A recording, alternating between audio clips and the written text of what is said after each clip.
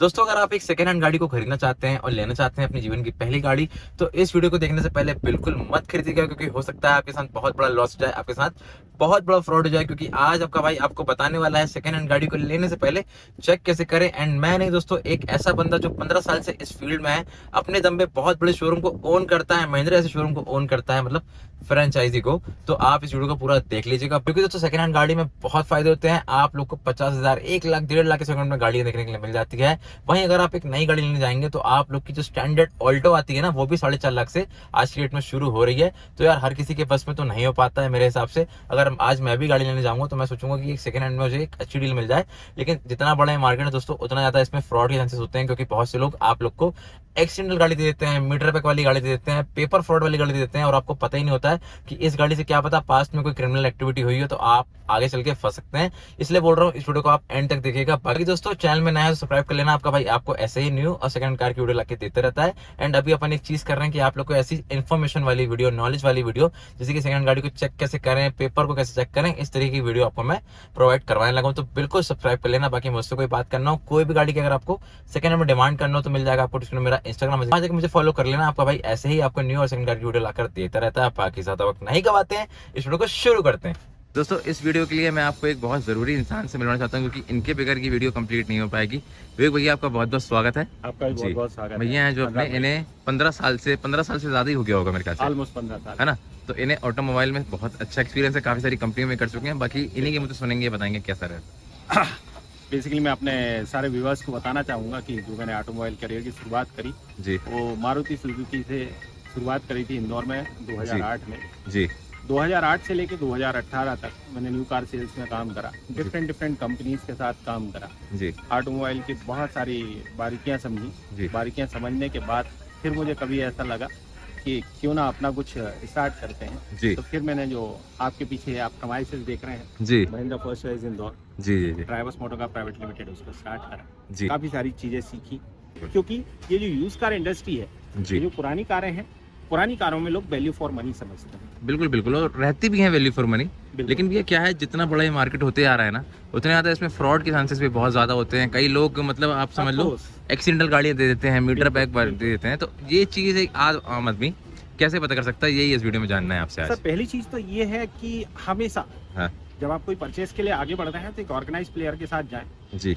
Organise player की यदि मैं बात करूं तो बेसिकली आज के डेट में बहुत सारे ऑप्शन हैं। पहला ऑप्शन महिंद्रा फर्स्ट चॉइस, क्योंकि मैं महिंद्रा फर्स्ट चॉइस को रिप्रेजेंट कर रहा हूं। जी महिंद्रा फर्स्ट चॉइस है। महिंद्रा फर्स्ट चॉइस के अलावा मारुति ट्रू वैल्यू है जी इसके साथ साथ स्पिनी है, ओला कार है, कार 24 है। हाँ। ये लॉट ऑफ ऑप्शन मार्केट में अवेलेबल हो गए हैं। जी लेकिन ऐसा कहना कतई गलत है, ये बहुत अच्छे हैं। हाँ। इन्हीं के साथ साथ कई हमारे ऐसे ऑटो डील वाले लोग हैं, कई ऐसे जी। कार बाजार वाले लोग हैं जो रेपुटेटेड लिए इस बिजनेस को करते हैं, अपनी रेपुटेशन को ध्यान में रखते हुए इस बिजनेस को करते हैं। जी ऐसे लोगों से ही आप कार परचेज करें। हाँ बेसिकली जो एक कार, दो कार या तीन कार पे डील करते हैं, जी महीने भर में एक या दो या तीन कारें बेचते हैं, हाँ। ऐसे लोगों के साथ थोड़ा सा अविश्वास बच के वाली चले। बात है, करें। सपोज ये जो आपके पीछे ऑल्टो खड़ी है, बिल्कुल। अगर ये मुझे पसंद आ गई है, हाँ जी। ठीक है, आप ही के प्लेटफॉर्म से मुझे पसंद आ गई है, बिल्कुल। अब मुझे इसे चेक करना है तो मैं कैसे चेक करूंगा, क्योंकि मुझे तो आइडिया है नहीं इतना। समझ लो मैं तो बेसिकली जैसे मीटर रीडिंग की बात करता हूँ, बहुत सारे लोग मीटर रीडिंग को देखते हुए गाड़ी को फाइनल करते हैं। जी तो मीटर रीडिंग पे जाने के पहले हाँ। गाड़ी की टायर कंडीशन जरूर देखें। हाँ। लेकिन टायर जो एंड यूजर है वो टायर को कैसे देखेगा, टायर से गाड़ी को कैसे जज करेगा जी कि गाड़ी की मीटर रीडिंग क्या है। टायर से सबसे पहली बात, सब पता टायर चला। से गाड़ी जज जी जी होती जी है। जब भी कोई OEM फिटमेंट होता है, फर्स्ट ऑनर गाड़ी होती है, जब आप शोरूम से नई गाड़ी खरीदते हैं हाँ। तो उसमें पांचों टायर के सीरियल नंबर सेम ग्रेड के होते हैं। जी आखिरी के डिजिट उनमें हाँ। फॉर एग्जाम्पल 1 2 3 4 5 होंगे, हाँ, लेकिन शुरुआत का बाकी- सेम होगा ना। बाकी के डिजिट उनमें सेम होंगे। जी जी जी पांचों टायर सेम ब्रांड के होना चाहिए, सेम कंपनी के होना चाहिए, हाँ सीरियल नंबर उनके जी। सीरीज में होने चाहिए, तो वो टायर कंपनी के टायर। मतलब अगर सामने वाला बोल रहा है कि मेरी गाड़ी कम चली हुई है, ये ओरिजिनल टायर में है, तो OEM फिटमेंट वाले टायर जो होते हैं, जी। इट डिपेंड्स, कस्टमर के चलाने पे डिपेंड करता है। 40,000 से 50,000 किलोमीटर तक सर्विस देते हैं, जी जी या जी 30,000 से 50,000 किलोमीटर तक की सर्विस देते हैं। जी जी यदि जी कोई आपसे बोल रहा है ये गाड़ी 50,000 किलोमीटर ही चली है, हाँ 30,000 किलोमीटर ही चली है, हाँ। 20,000 किलोमीटर ही चली है, हाँ हाँ तो हाँ वो कार के ऊपर आपको पांचों टायर कंपनी के मिलने चाहिए। जी। अगर हो कंपनी के सकता है टायर नहीं एक मिल रहे टायर हैं यदि डिफरेंट है जी तो कई बार फट वगैरह जाते हैं जब। रेयर केस में टायर खराब हो सकता है, हाँ तो एक आध टायर मान सकते हैं कि डिफरेंट हो जी, लेकिन बाकी उसमें maximum tyre same series same होना चाहिए। इसके अलावा कार एक्सीडेंट है कि नहीं, हाँ। ये कैसे चेक करें? यही पूछ तो रहा हूँ। इसको चेक करने के लिए मेन सब इसी के लिए आए हैं वीडियो में। जनरली क्या होता है, कार के ऊपर 2 या 3 या 4 या 5 पीस रीपेंट हो वो चलता है जी, लेकिन सब कार बम्पर हो गया, फेंडर हो गए कार एक्सीडेंट नहीं होनी चाहिए। जी जैसे सर हम किसी कार का फ्रंट हुड ओपन करते हैं, जी। फ्रंट हुड ओपन करने के बाद पहली चीज होती है ये बोनट। ओके बोनट की जो ये आउटलाइन है जी, इस पर कंपनी पेस्टिंग होती है। कंपनी पेस्टिंग मिलेगी ना, आप लोग देख सकते हैं आप लोग।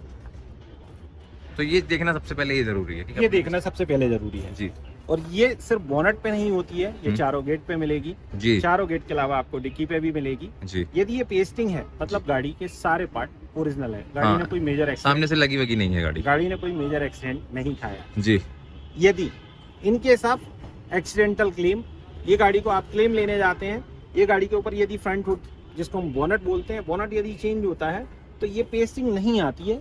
ये फर्स्ट टाइम OEM फिटमेंट में ही पेस्टिंग मिलेगी, सेकंड टाइम में यहाँ जो इसके कॉर्नर्स होंगे एकदम शार्प होंगे। अच्छा। तो मतलब ये जो आपको ओरिजिनल बोनट है ये पता मेटल करना है।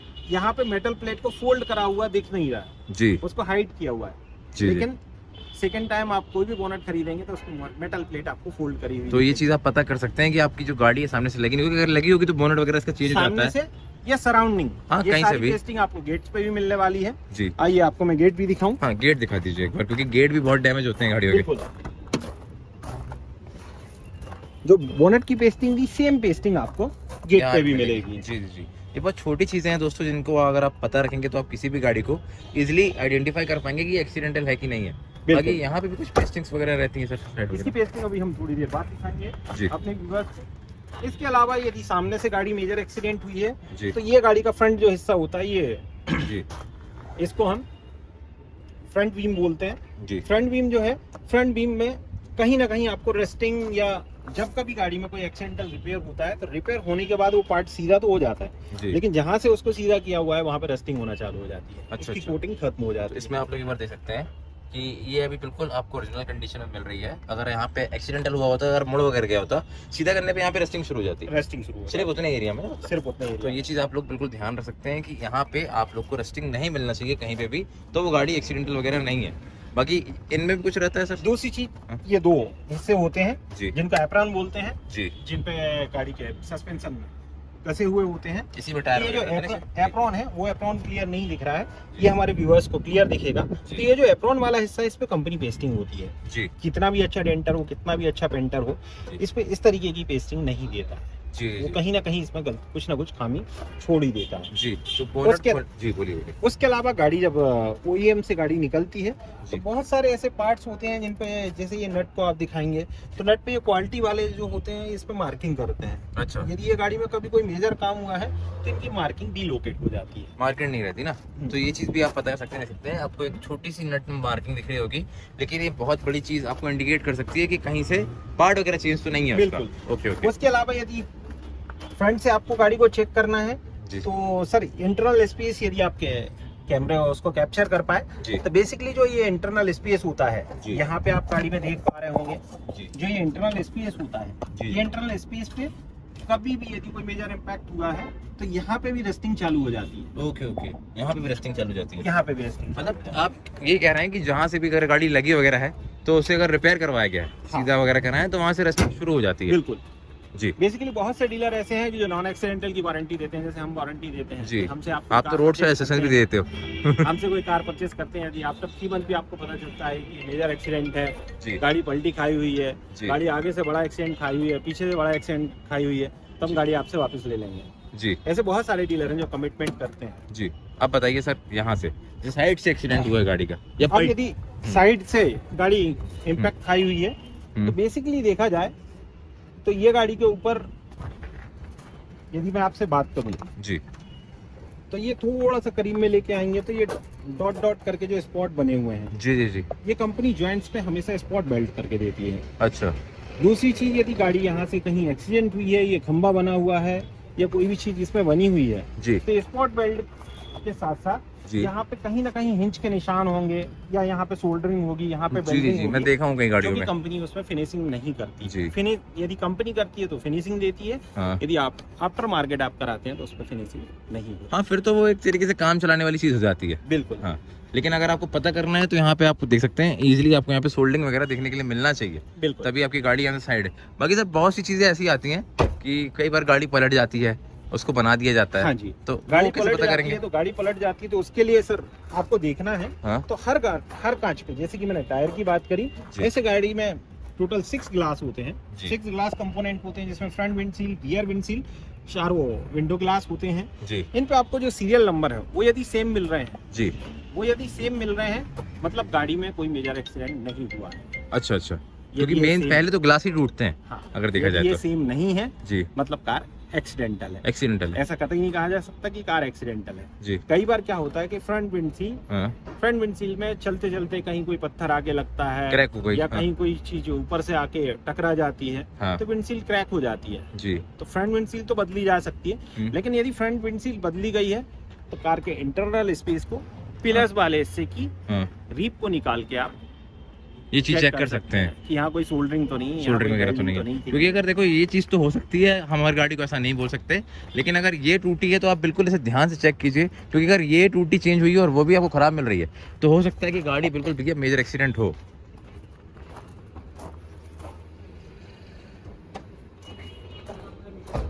इसके अलावा क्वेश्चन अगला आएगा जी, कि रियर से कैसे चेक किया जाए कि हाँ, रियर से गाड़ी पीछे से ना accident भिड़ी है कि हो। नहीं है।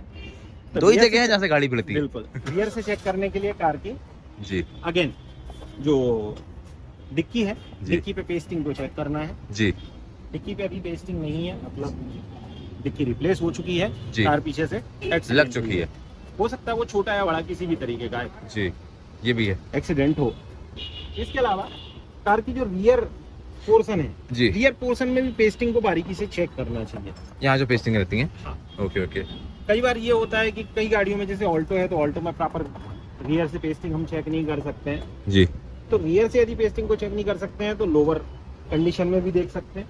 लोअर कंडीशन में जैसे ही आप यहाँ आएंगे। रियर बूट यूज करेंगे जी। तो रियर बूट में भी आपको यदि मेजर एक्सीडेंट हुआ है या किसी भी तरह का कोई एक्सीडेंट हुआ है, इसको जी। रिपेयर किया हुआ है, जी तो इस पे भी आपको रस्टिंग मिलेगी। जी जहाँ से भी इसको होगा, किसी भी तरह का डेंटर हो, किसी भी तरह का पेंटर हो, उसको प्रॉपर वे में मैनेज नहीं कर पाता। ओके ओके सर, ये तो रही अपनी ये बॉडी की पार्ट, लेकिन जो मेन इसका दिल है, हार्ट इंजन, इसका इंजन को कैसे चेक करेंगे, थोड़ा आप बता पाएं कि थोड़ा सर, समझ इंजन पाएं। को चेक करने के लिए हाँ। फर्स्ट ऑफ ऑल तो मैंने वो आपको बोला कि टायर कंडीशन आप चेक करें। जी टायर कंडीशन के अलावा इंजन को चेक करने के लिए फर्स्ट टाइम यूजर हैं तो आप इंजन को बहुत बेहतर तो चेक नहीं कर पाएंगे, जी जी जी लेकिन गाड़ी की यदि कोई सर्विस हिस्ट्री आप निकलवा सकते हैं जी। तो वो जरूर निकलवाएं। जी जी जी सर्विस हिस्ट्री निकलवाएंगे तो कार किस कंडीशन में है, कार में पास में क्या क्या एक्टिविटीज हुई है, जी कार में किस तरीके के मेंटेनेंस से रिलेटेड काम हुए हैं, कार में किस तरीके से एक्सीडेंटल से रिलेटेड क्लेम लिए हुए हैं, जी। सारी हिस्ट्री आपको कंपनी प्रोवाइड। क्योंकि ये निकलवाना जरूरी है, जब आप 3-4 लाख रुपए भी सेकंड हैंड में भी लगा रहे हो। सबको मेहनत की कमाई है, लोगों की खून जी। पसीने की कमाई है, तो उसको प्रॉपर टेस्ट करना चाहिए। और बाकी क्या बहुत से, जैसे ये कार अपनी लोकल नंबर पे है, ठीक है, तो ये गाड़ी तो मिल जाएगी अपन को 3 लाख रुपए में, 3.25 लाख रुपए में। बहुत से लोग अपने अदर स्टेट की गाड़ियां लाके देते हैं आप लोग को, जो आपको 1.5 लाख में गाड़ी प्रोवाइड करवाते हैं, तो सर- उनसे लेना सही रहता है कि नहीं?